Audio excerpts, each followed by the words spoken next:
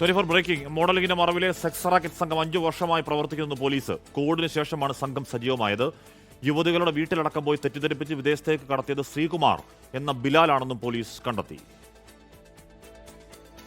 ശ്രീകുമാർ എന്ന ബിലാൽ, സിന്ധു ഇവർ രണ്ടുപേരുമാണ് ദുബായ് കേന്ദ്രീകരിച്ച് നടക്കുന്ന സെക്സ് റാക്കറ്റിന്റെ കേരളത്തിലെ പ്രധാന കണ്ണികൾ.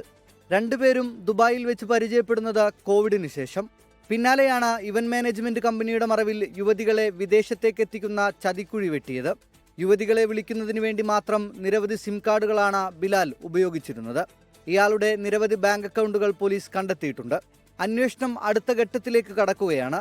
റിമാൻഡിൽ കഴിയുന്ന പ്രധാന പ്രതികളായ സിന്ധു, ബിലാൽ, അലീന എന്നിവരെ അന്വേഷണ സംഘം കസ്റ്റഡിയിൽ വാങ്ങും. അടുത്ത ആഴ്ച ആദ്യം കസ്റ്റഡി അപേക്ഷ നൽകും. വിദേശത്തുള്ള 2 പ്രതികളെ നാട്ടിലെത്തിക്കാനുള്ള ശ്രമങ്ങളും ഊർജിതമാണ്. 24 കൊച്ചി.